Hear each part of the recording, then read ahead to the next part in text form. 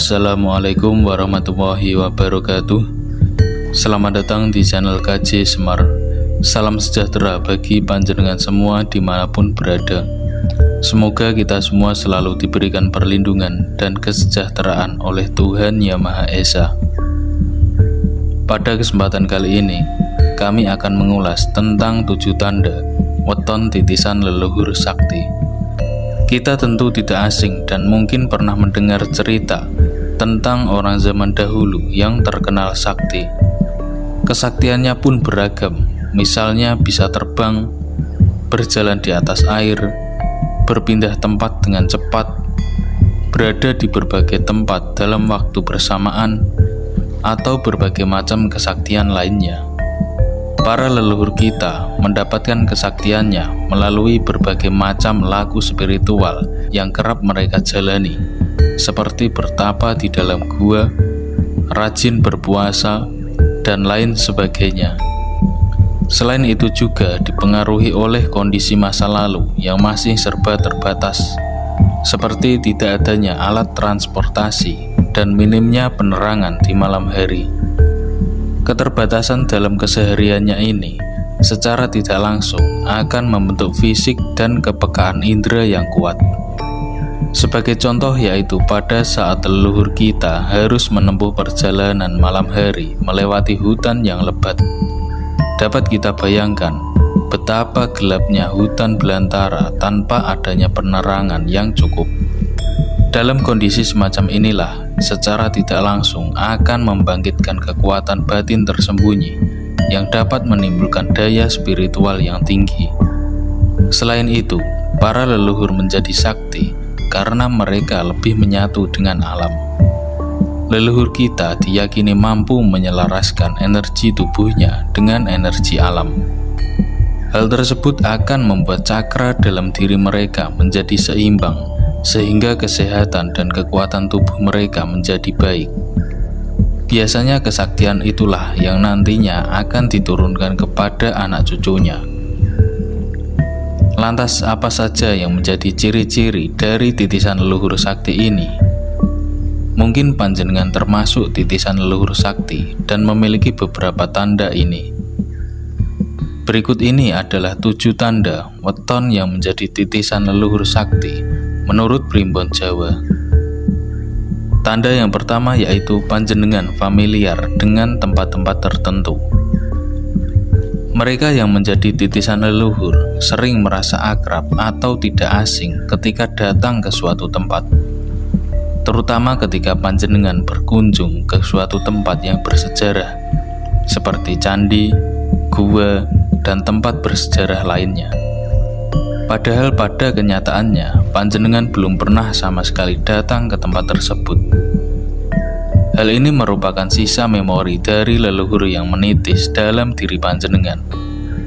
Bisa jadi leluhur panjenengan pernah bertapa atau tinggal di lokasi bersejarah tersebut ratusan tahun yang lalu. Hal ini juga berlaku terhadap sesama titisan leluhur juga. Panjenengan akan merasa sudah saling kenal sebelumnya, bahkan saling akrab dengan orang sesama titisan tersebut. Tanda kedua yaitu memiliki kesenangan untuk mendalami dan mempelajari ilmu-ilmu kuno warisan leluhur Nusantara. Hal ini disebabkan karena panjenengan merasakan sesuatu yang familiar serta merasa nyaman saat mempelajari berbagai laku spiritual dalam ilmu kuno warisan leluhur tersebut.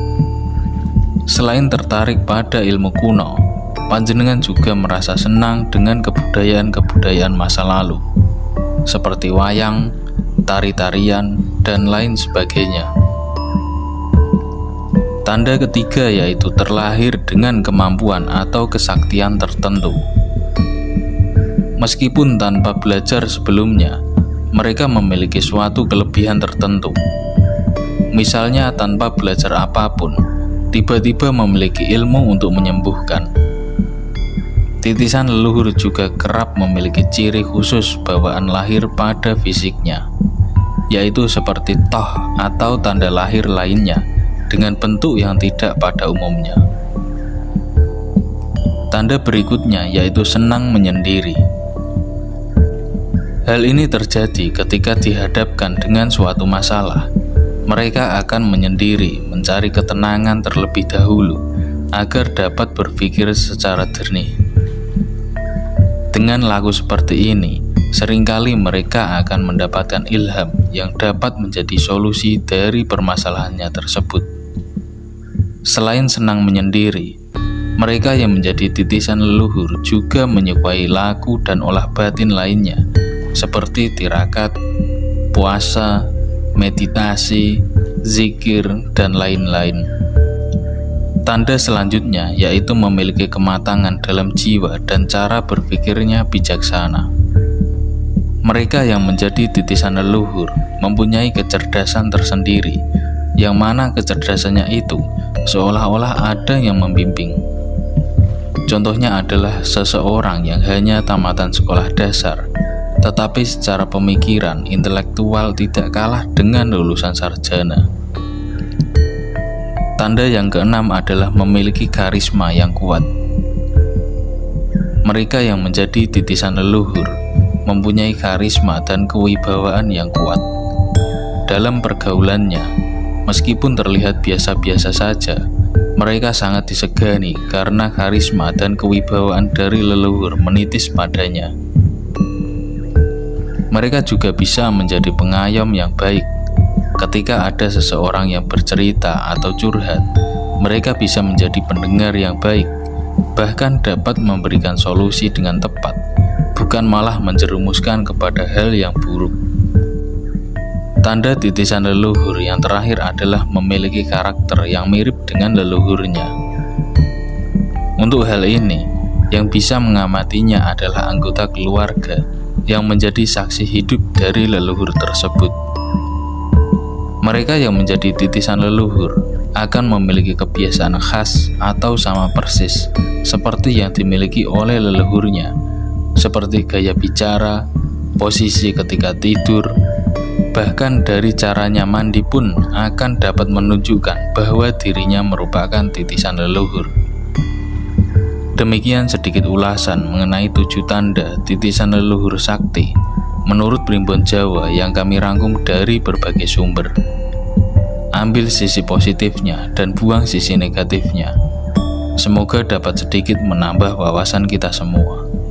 Video ini hanyalah buatan manusia yang tidak luput dari kesalahan. Tidak ada yang lebih mengetahui selain Allah Subhanahu wa Ta'ala, Tuhan yang Maha Esa. Kurang lebihnya mohon maaf. Semoga bermanfaat. Sampai jumpa di video kami yang lainnya. Wassalamualaikum warahmatullahi wabarakatuh.